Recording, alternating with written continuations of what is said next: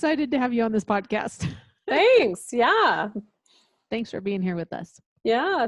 I'm happy to be here. Let's have a party. Let's have a party. We're excited to talk a little bit about what you do and how you help couples who are not so perfect stay not so perfect, but in a more comfortable space. Oh, wow. You have a lot of expectations. I just want to chat. So tell everybody a little bit about what you're doing now and how you started in this field of work. Yeah. What am I doing now? Well, I like to consider myself a professional troublemaker. Essentially is what I'm doing.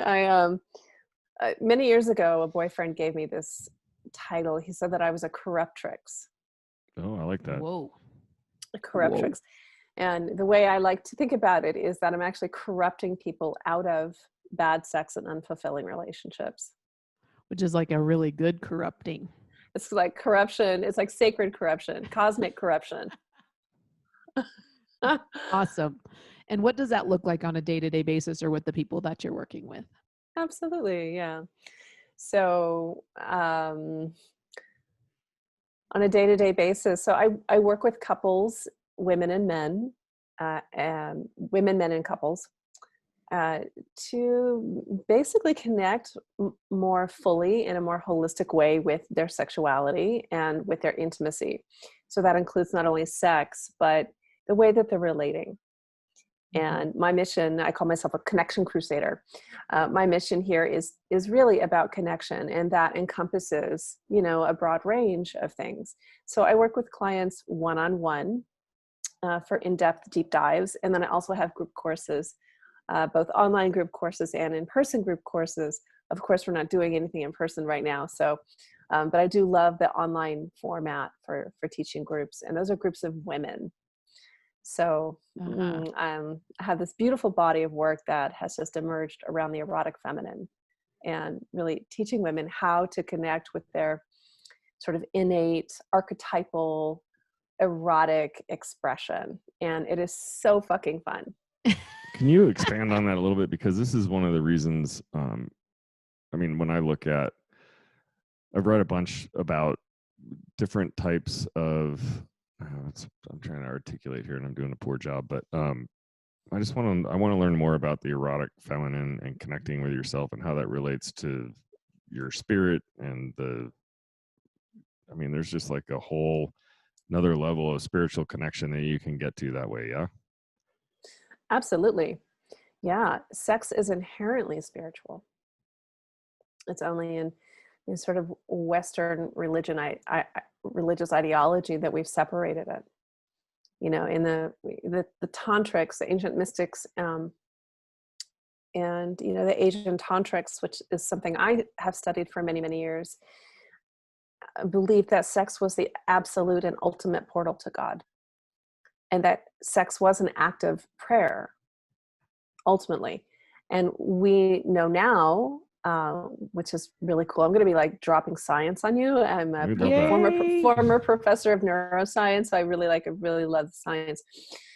We know now that actually the arousal levels that we experience in the body and in the brain during sexual arousal creates a state of neuroplasticity, meaning your brain becomes more impressionable and more permeable when you're turned on. And the benefit of having a more permeable and impressionable brain is that you can plant anything you want into it. It's like it fertilizes your consciousness. So if you want to develop your confidence, if you want to develop your availability to love, your orgasm, your capacity to orgasm, even your capacity to last longer, let's say. A lot of men come to me for that. Getting turned on and then implanting that new reality into the brain becomes exponentiated. Mm-hmm. So sex is absolutely this incredible tool that is vastly underutilized and misunderstood. And then, I'm sorry, honey, I got questions. Go ahead, baby. You do it. Do you. So tell me how how much of your work helps. So I'm like a huge feminist, if you will. I mean, I'm big on, you know, she power and the rise of the feminine and that whole deal. And but and women definitely, it's getting way better, but they have like an uphill climb, and that all of the holding down and shaming and everything that's largely been done by men. But women do it to each other too. oh yeah, for sure.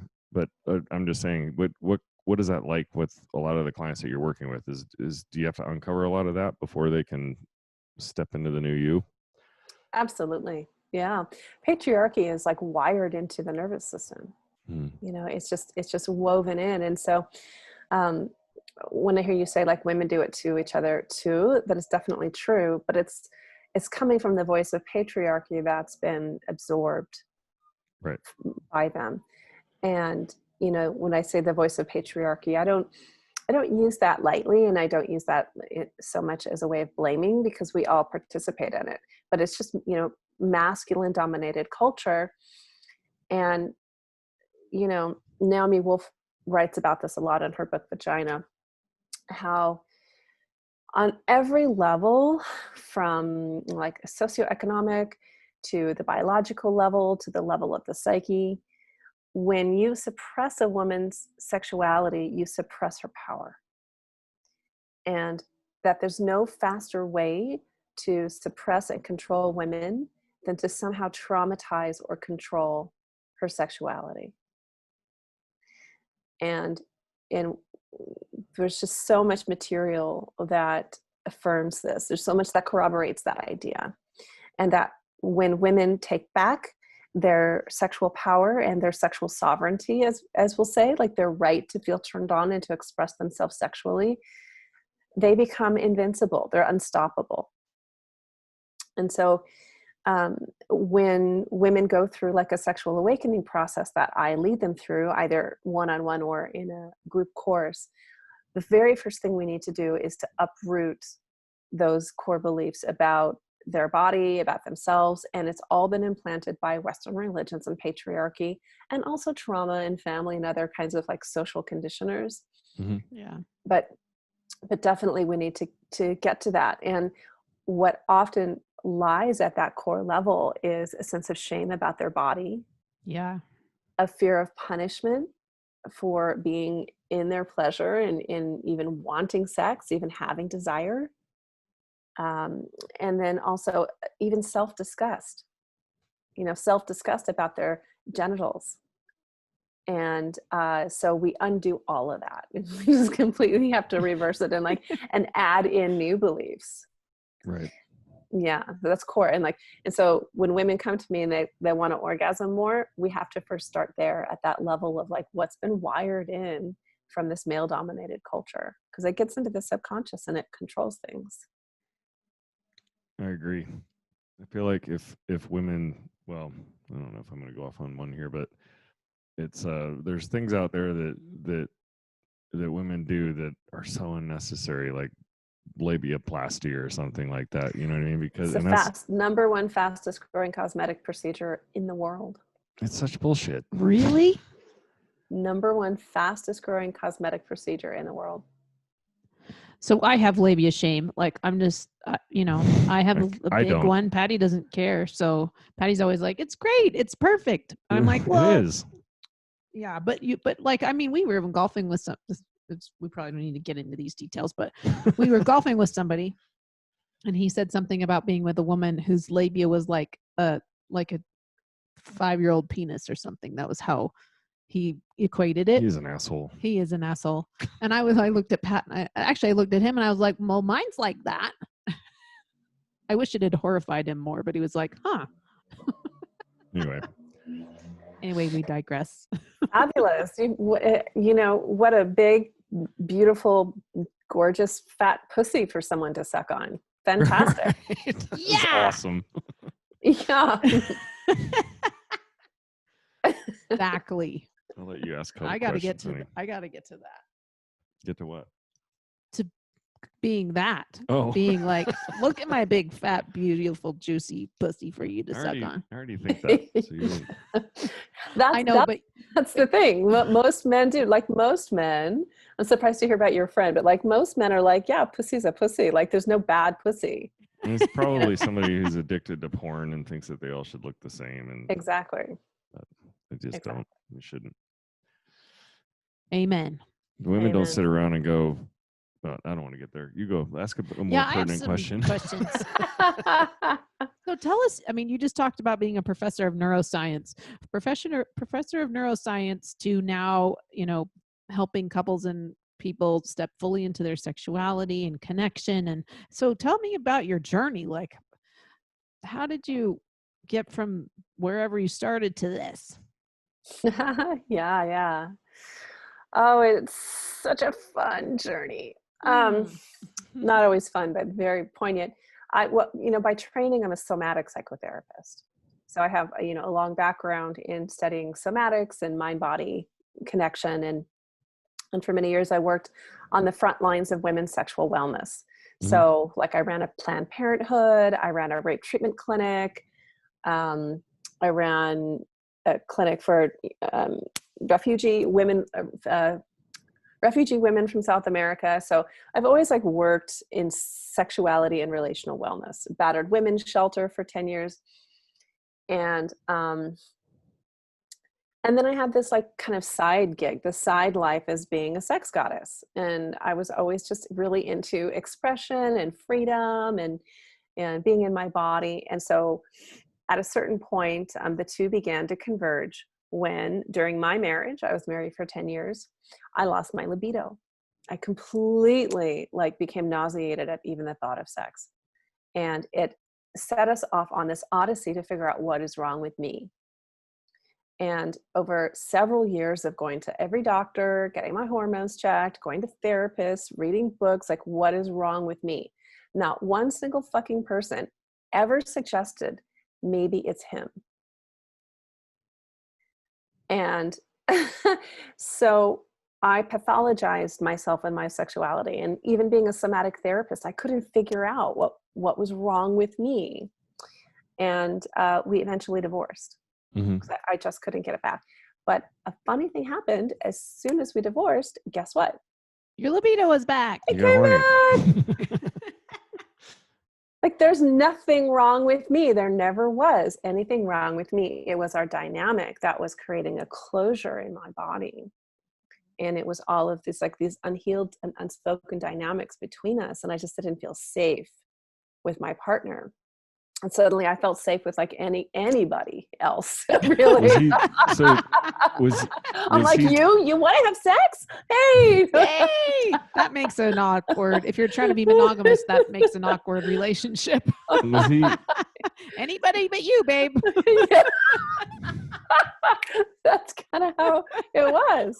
But was he basically saying, there's something wrong with you, you need to go get yourself fixed, and wasn't willing to do any work himself? Or I think he would have been, honestly, if someone had presented that idea to us, what's actually going down when you initiate lovemaking, and what is the lovemaking like? And, I didn't know then that lovemaking is happening 24/7 in your marriage. Your foreplay is almost the entirety of your marriage. And the lovemaking is one tiny little fraction of the deal. But for women, we have a set of needs. It's so complex and beautiful and amazing, but we need to be flirted with. We need to feel cared for. We need to feel like the dishes are done. We need to feel like we have all these contingencies in order for our arousal to really open fully and to bloom into our full orgasmic capacity, and then to develop libido. And when those conditions just aren't met over a lengthy period of time, our flower begins to wilt, and we just simply aren't interested. Mm-hmm. And so what I teach couples is how to curate that. It's it really is building a fire and then tending it. You have to tend to the erotic fire of your connection. And that certainly wasn't tended to in my marriage. And then I got pathologized. And then when a woman gets pathologized, meaning we're told something's wrong with you. And especially from a Western medical model, you have this, you have that, there's a name, here it is in the book, here's a pill for it. It also chases the erotic self away. The libido goes running. And so that's what happened to me. And unfortunately, we divorced because of it. And I became determined to figure this out, because like, why did it go away when I was married? And why did it come back when I was suddenly single? And I didn't actually want to be single, but there I was. So, and I was 40 when this happened. And You don't even look like you're 40 now. I am 49, almost 50. You look beautiful. There's Thank gotta you. be This is- something to this. There's Good something sex. to this, because you know what? They're all- Everybody that we talk to who does sex work, Looks amazing, right? they all look amazing. They look like 10 years younger than they are. And Well, we found you through Shari. That's another person that looks Yeah. fantastic. She's Yeah. 50 something. So yeah. Yeah. I'm telling you, sex is like superfood. Pleasure, not only sex, but like pleasure in general. It like, I could geek out on all the science about this, but it releases all of these hormones in the brain that like, it's like the fountain of youth. Like, it keeps you young and beautiful forever. So that's my secret. And that's partly why I do what I do, is because of the vitalizing effect of pleasure. And it really is like a nutrient that we need every day. And I don't mean sex necessarily, or even orgasm, but to be connected to the pleasure body. Men and women both, but especially women need it. It's like this mana, it's like this honey that, you know, that when we eat it, it nourishes us on such a deep level that we then emanate and radiate love to everyone around us. And you know, particularly our partner, our significant other. And so we get to like just wash and bathe our partner in this golden nectar of pleasure. And then he gives it back to us. And it creates this incredible loop, this reciprocity. And so this is why I love to do what I do. I'm just like this love goddess who doesn't want to do that? Right. Like, Just I have the best job in the whole world. just the way that you said the last two sentences are, you know. You getting a little turned on? Wait. I know. I'm so I, just to tell our audience, I just have decided to work with Eva because I'm so excited about her work, and I know there are tons of things that I can learn in this area and grow and blossom. And yeah, so I'm sure Patty's really excited about it now too. I gotta do my own work, but I am excited. Yeah, we all have work. Everybody's got work to do. Yeah. Yay. So we read about pleasure. I read a tiny bit about your virtual pleasure mapping. Mm-hmm. Maybe we should pause for a sec. Can you hear that noise in the background? Just a little bit. My window Just with a little weed bit? whacker. We can hear it really loud, but I think our mics are pretty good. Sorry, Justin, you're going to have to cut this part out. When he hears his name, I think he does a good job of cutting it out. So I read just a little snippet about your virtual pleasure mapping. Maybe it's not just virtual, maybe it's just pleasure mapping. Do you want to talk about that, and what is that, and why do you do it, and how does it help people? And Yeah, God, I love my job so much. You know, pleasure mapping is a thing. I didn't invent that term or the process, but it's more typically used when during sexological body work. So one thing I've learned, and like now I've been doing this. I've been a psychotherapist for 24 years, and then really focusing on sex for about 12 or 13 of those years. And in that time, what I've learned is that you cannot get to the solution by talking about it.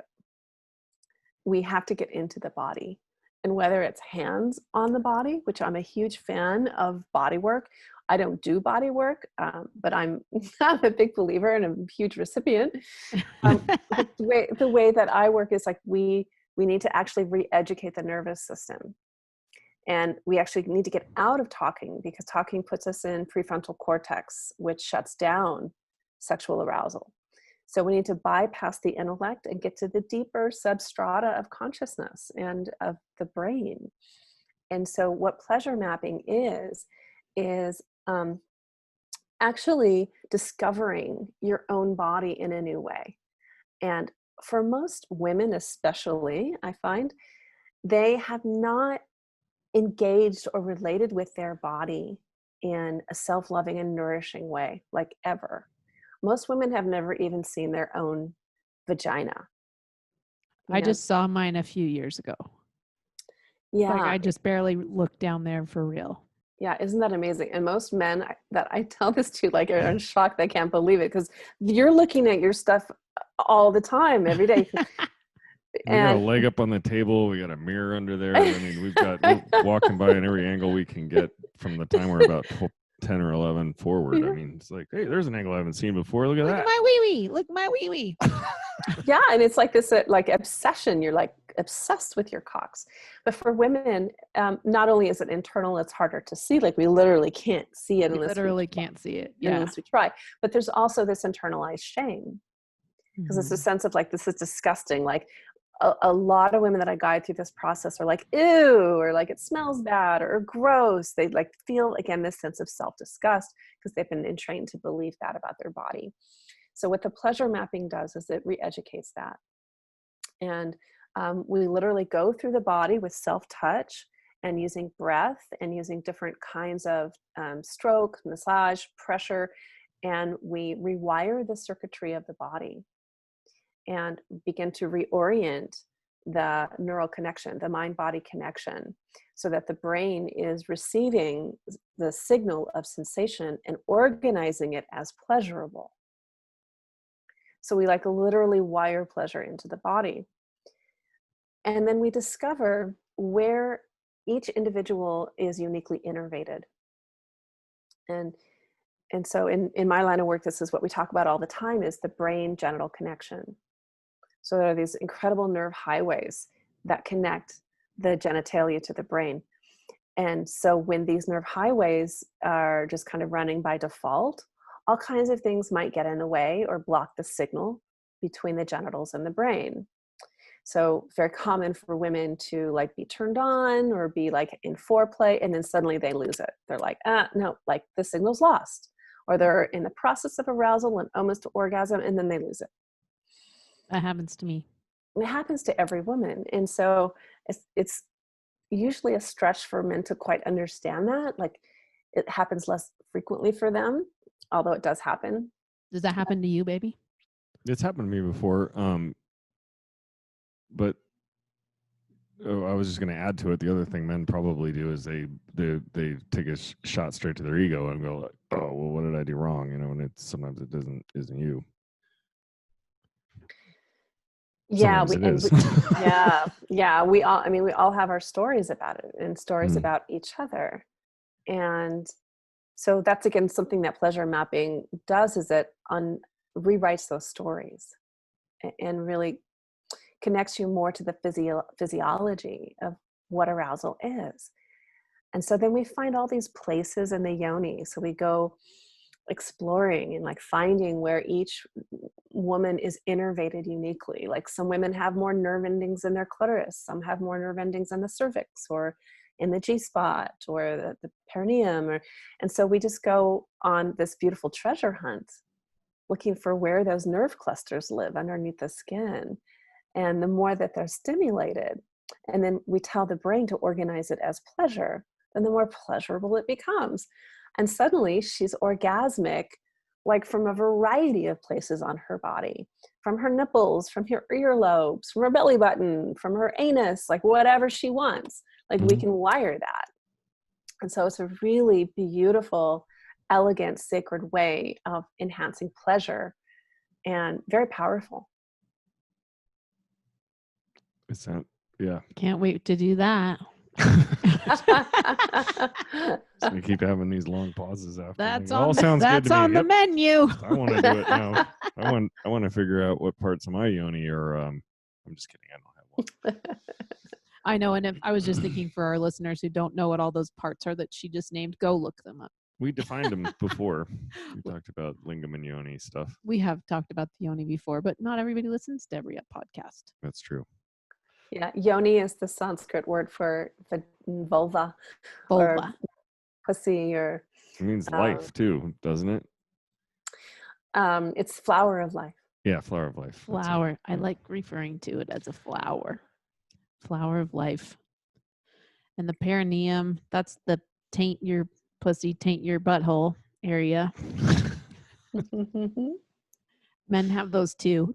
And they should know what the rest of those places are if they don't. Well, I don't, we don't talk about pussies very often. The We clitoris? even the clit doesn't get very much attention. And people certainly don't know what it looks like because I didn't Yours even gets know what it lots of looked like. I attention. just, yeah, thank you. If you're not watching the video, you need to go watch. Everybody thinks the clit's just that little tiny head, but it's not. It's a giant organ. It is a giant organ, and it's actually, this is life size, what I'm showing you right now. Yeah. So on the video, she's holding up. It's like a turkey wishbone attached to a coat hanger. It's not quite that big, but I call her a cowgirl because she's got a head and she's got legs, and she rides these beautiful vestibular bulbs, which are like the airbags of the pussy, by the way, to absorb shock. Oh, Okay. that makes sense. Isn't that incredible? Yeah. So here she is in all her glory, and there's all of this space that goes unstimulated, all of this orgasmic potential, all here in her legs and her shaft and her root. And that's what pleasure mapping does, is we turn all this on so that you have more than just one or two spots that feel good and that are orgasmic. You have all kinds of terrain. Now we're talking. So without going to I'm the gonna be full tired. That's not a bad thing. Without going to the full pleasure mapping, is there anything that couples can do to create that same kind of experience with each other, like just to start to open and grow, with that, in Absolutely. that way? Yeah, absolutely. Yeah, I love giving couples these just very direct tools. And if you're listening right now and you're in a partnership, I encourage you to just take this and use it, take it and run. And it's simply to communicate, to check in with each other. So I'm going to give you a couple of really straightforward sentence stems. Like, how is this for you, baby? I mean, so simple. You'd be amazed how it's like this socialized shame about sex. Like oftentimes we go into sex and we enter a cone of silence. We're pretty quiet. Huh. You don't talk about it. You don't. So how is this for you, my love? And they say, good. And you say, what would make it better? That's way better than you like that, don't you? Smack. You loving this? You loving this? or saying, how is that for you, baby? And somebody going, awful. This is ew, I don't like it. Instead of saying, I don't know. I think people don't ask the question because maybe they don't want to hear an answer that might make them feel bad about themselves. Well, that's so great about the follow-up question. Well, how can I make it better? How can I make it better? Even if it's not good, you can say it's not bad. And then to ask the follow-up question. let's take that up a few letter grades. But even if it's good, you could probably still take it up a few notches. Yeah. And so much, this is one of my favorite tools also, super easy to use. Give your partner options. So understand that there are many, many ways to touch someone and different ways to stimulate them. So kind of like when you're getting a massage, there's pressure, there's speed, and there's style. And so give your partner a couple of options. Let's say you're stroking his penis and you stroke it quickly and you say, do you like this? Slow it down. Or like this? Or just hold and squeeze? Or like this? I would be like, yep. Yep and yep. Yes, yes, and yes. No, I totally get that. That's sometimes it's a timing thing, right? Yeah, there's certain things that you can do at a certain time that definitely feel better than at other times. So Yes. I think in general, like approaching sex from a place of service, and one of my favorite things, this is a pointer for men, is to actually ask your woman, how can I serve you, my beloved? Nice. Or my favorite, how can I serve you, my queen? That's even better. I like that one. I like that one too. What's Hint, hint. what's more than a, Hint, what's hint, nudge, nudge. what's more than a queen? My Goddess. goddess. How can I serve you, my goddess? Wow. Mhm. Oh boy. Mm. Yes, and for women, women have often this, what I would call ancestral choke, meaning it's hard for often us to ask for what we want. Mhm. And there are, years and years and years and lifetimes of it being unsafe to actually use our voice during sex and to ask for what we want and need. And also, we don't want to piss off our partner. We don't want to emasculate him. We don't want, because as soon as a man gets a sense of like he's doing something wrong, it creates often a closure for him. Not for all men, but for many, it's like closure. It's a sense of like, oh, I'm not doing it right, or I'm not good at this. So for women to find a way of saying, I love what you're doing, baby. Could you go a little slower? Mm-hmm. And just to learn how to make skillful requests. So when he says, how can I serve you, my goddess? Then her voice is open and she could say, I would love it if you massage my feet Right. for 45 minutes. Thank you. So good. 45. I'm gonna need some ibuprofen. I mean, I use my thumbs so much when I massage. I should take a class on how to massage. I don't understand how massage therapists do that all day, because it's probably because I'm using the wrong parts. But every time I rub Sam, I'm always using my thumbs, and I'm only good for maybe 10 or 15 minutes before they just get really tired. I think you got to lean your body into it. I think you Yeah. got to like apply your body weight. But that brings me to a great point I want to share for the men who are listening right now. Patty, you brought forward like the most common reaction that I get for years and years. I get this. Men hear about what it takes to please a woman and they think, oh God, that's work. Like, oh my God, that's going to take so much work. So, and let me tell you this, it takes on average it takes 45 minutes on average for a woman to be ready to be penetrated. Meaning her vulva is engorged and her tissue is ready for penetration and she's lubricated. So we are going into sex way too fast. Yeah. And so for the men who are listening to this and going, oh my God, that's so much work. I can't figure it out. That's a lot of clitoral area to cover. I don't want to rub her feet.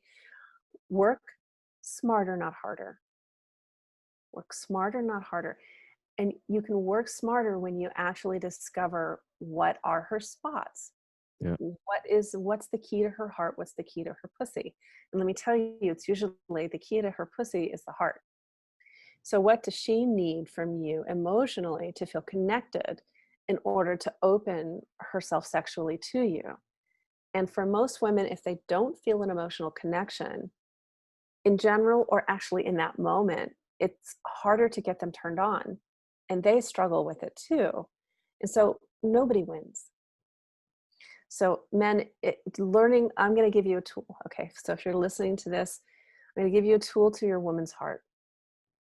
And that is, before you go into lovemaking, before you start making out, maybe you're sitting on the couch, you're sitting on the bed or across the table from her, just look her into her eyes, hold her gaze, and tell her she's beautiful. Place a hand on her heart or her shoulder and just stroke it. And just stroke her heart. And then before you know it, you're going to have a super horny goddess on your hands. But you still need to be patient and let that fall into place. So I will add to the end of that, after you stroke her heart, do not grab her hand and put it on your dick. Yes. Thank you. Yeah, my turn. Well, that's what I did Right. in my 20s. I mean, that worked for me then. Well, it probably didn't work for me, but I thought It it I probably did. don't never think it worked for didn't you. work. Yeah, I It don't never think it works. ever worked. I was just kind of bossy. Yeah. That did work for us because I learned a lot better that way. Sam's usually had a voice. Don't do that. I don't like that. Do the more of this. Uh-huh.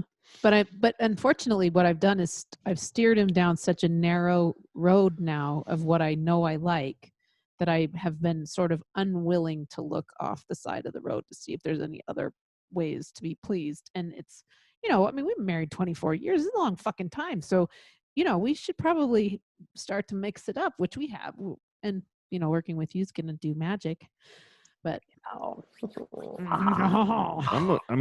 I'm definitely thrilled with, the byproduct of our own relationship, your sexual, our own sex, but I'm actually mostly excited about what you're going to get out of it personally. So just so you know, honey. Oh, that's so sweet, baby. Okay. Group hug. It's going to be so good. So tell us a little bit about, so we've interviewed people that are in varying levels of Tantra. I guess, I don't know if we've ever interviewed somebody who's a full-on like Tantrika, but it seems like there's a lot of people that are into the somatic part but have also, have some kind of a certification on the Tantra side, and it seems like there's a meshing that happens there. But can you, like, from a strictly clinical scientific standpoint, give us the definition of, because when you go online and start Googling it, you end up with call girls that are calling themselves that also. So Yeah. can you help us like weed that out with a rock solid definition of what we're looking for? A rock solid definition of what? If you really want to work with somebody who knows what they're talking about, because we've talked about getting some kind of coaching along these lines because we want to learn more. We want to learn more about Tantra. I haven't really spoken with it. You might be the first, or maybe, I don't know, the somatic person. You talk to anybody else? Jaya. Do you know Jaya? Oh yeah. Yeah. She's a somatic sexologist. You did that interview without me though. So I did that one without you. You were out of town or something. Yeah. So Jaya is a friend and colleague. So I have taught in her programs before. So I know her really well. Cool. She's amazing. Yeah. Yeah. So anyway, I'm just curious what's a somatic sexologist? Yeah. Okay. So there's what I mentioned earlier, sexological body work. Mm-hmm. So that's a hands-on approach to working with the body and the genitals and the whole pelvic floor, the whole pelvic region. And then there's a sex therapist who's a licensed psychotherapist specializing in sexuality, sex therapy. Mm-hmm. And then there's that's talking, right? That's all talking. That's hands off. Hands off, yeah. Okay. Yeah. And then there's Tantra. So Tantra is a word that's used kind of like the word yoga. It means, yeah. 1,000 different. You even have Tantric yoga. Right. And there is, Tantra is actually non-sexual. Yeah. Classical Tantra is not a sexual act, but then it's been sexualized. So there's sexual Tantra. Mm-hmm. Somebody came along and said, well, why don't we apply all this like yogic principles to sex? Great idea. Fantastic idea with great results. This is, in the yogis did this. Mm-hmm. But Tantra is a broad term. And so when someone calls themselves a Tantrika, all it means is that they are into Tantra. They practice Tantra or they believe in it. It's like someone calling themselves a yogi. Okay. There's no like certification, overseeing body. There's some schools of Tantra that offer certificates as a Tantra educator, Tantra teacher, but there's nothing overarching accrediting that. So when you're looking for support or just exploration on this level, it's important to look at what are your goals? What do you want? What's the problem? If you're having like a physiological problem like vulvodynia or inability to orgasm, or like it's something medical, then I'm going to say definitely go with someone who has more of a certification.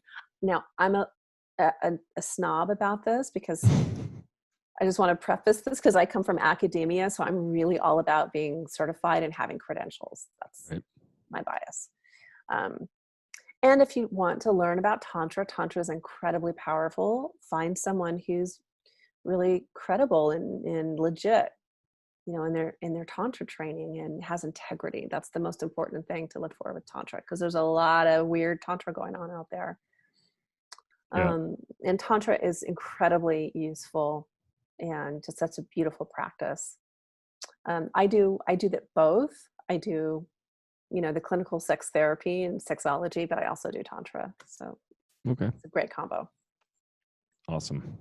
So that clears it up. I mean, I've kind of dug in on a lot of that stuff myself, but it can get super confusing, when you're looking for people.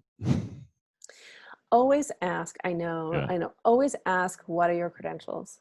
Yeah. Like really pay, people I think are paying less attention to that these days. And it really bothers me. It scares me actually, because I see a lot of people who have sexual trauma going to a tantrika, Mm-hmm.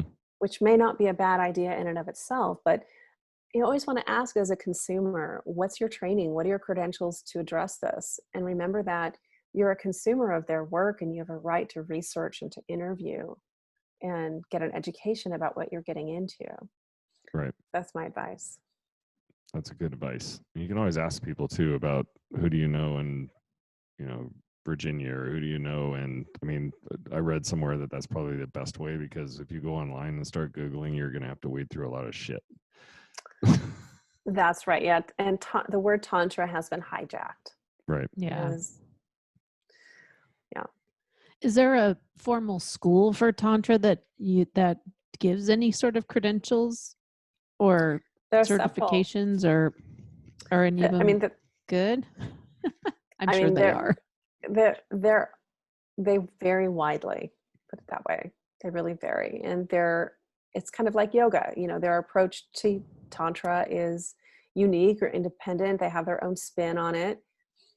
And anyone can give a certification. Like I could create the Eva Clay school of, whatever, anal Tantra. And you get a certification in anal Tantra. And now you're certified. So just, be aware as a consumer. There is a somatic sexological body work, or there's an organization, right, for that? There is in San Francisco. Yeah. Mm-hmm. And also the word sexology has now become very popular. And I also call myself a sexologist. All it means is that you study sexuality. Yeah. Well, we're sexologists. We study it. We, Yeah, we Sam do did study a TED sex. talk about it. I don't think I claim that title, but sexologist. Well, you could now. Oh yeah, I guess I do study sex. Go ahead, honey. I keep talking. You got a question? Long pause. You give me there's too much pressure. So a little less pressure. You've been doing this for Sorry. Did you say 14 years? 14 years focused on sex. Focused on sex. Yeah. Okay. What's one of the craziest stories you have for us, if you can share? About a client or myself? It Either matter. one. Yep. Just what pops in your head when I ask that question? Yeah, I'll go with a personal story, and it might surprise you. Okay. Okay, it has a surprise ending. Ooh, I love surprise endings. When right out of my divorce, I did what a lot of people do right out of their divorce. I went on like this sexploration. Sexploration. I like that word. Yeah, and I spent about a year like just really indulging in everything I was curious about, and I think in a pretty healthy way. I married fairly young. Mm-hmm. And so there were a lot of experiences I didn't have yet, and I really wanted and needed to have. So I did that, and I went into polyamory, and I was like having multiple partners, and I figured, well, I must be like poly. I don't know, let's Right. try it on. Let's just try everything. And nothing against polyamory. But one day I, had gone to like this crazy sex party.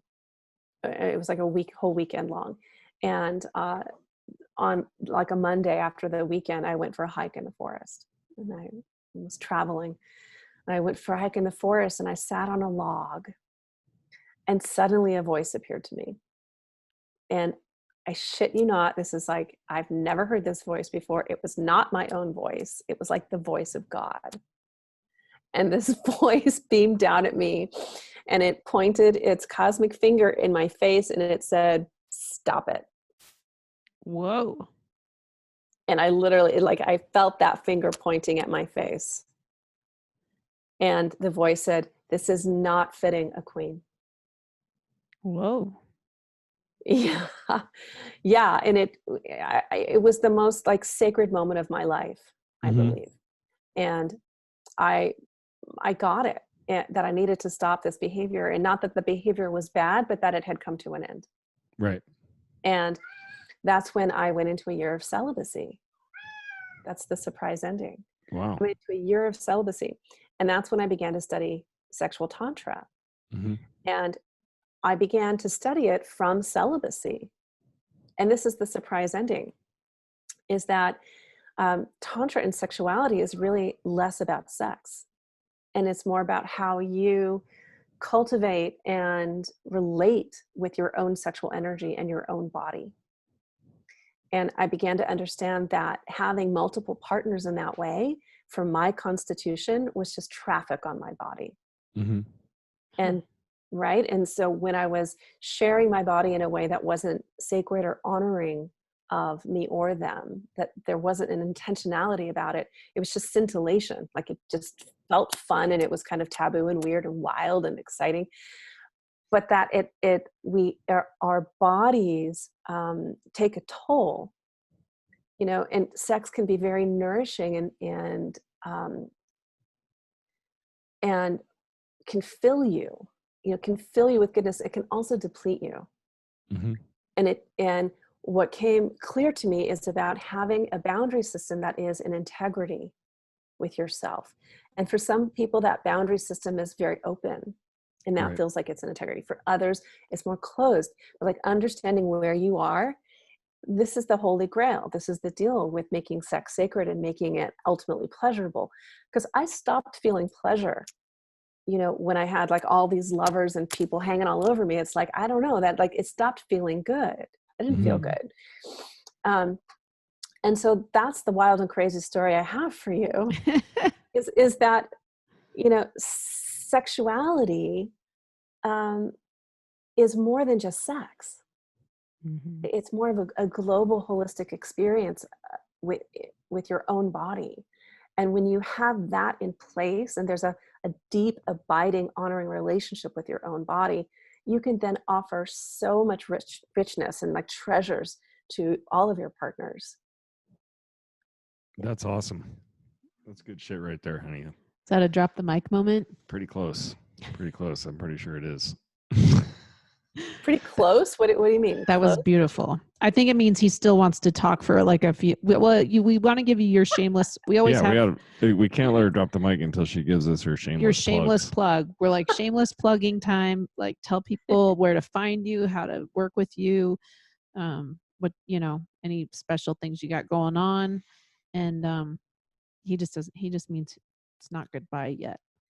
Yeah. I was kidding. Yes. Yeah, my mission is to bring the soul back to sex. And, I really do stand for the ménage à trois, as I call it, of soul, sex, and science. Nice. And I want to invite your listeners right now to jump over to my website at evaclay.com, EVACLAY.com. I have many free gifts to offer. And I also have courses that are coming up that I would love to invite you into if you feel called. And also, I do work individually, one-on-one with people. If you feel like you want a deep, intensive dive, then it would be my honor to serve you. I'm doing that. Cool. Hey, thanks so much for spending a little bit of time with us today. I know you're super busy. Yeah, we know you're busy. It was a privilege to have you on our podcast and have you share your wisdom. Thank you. Such a pleasure to get on my soapbox and preach. So thank you. Thank you again. Anytime. My pleasure.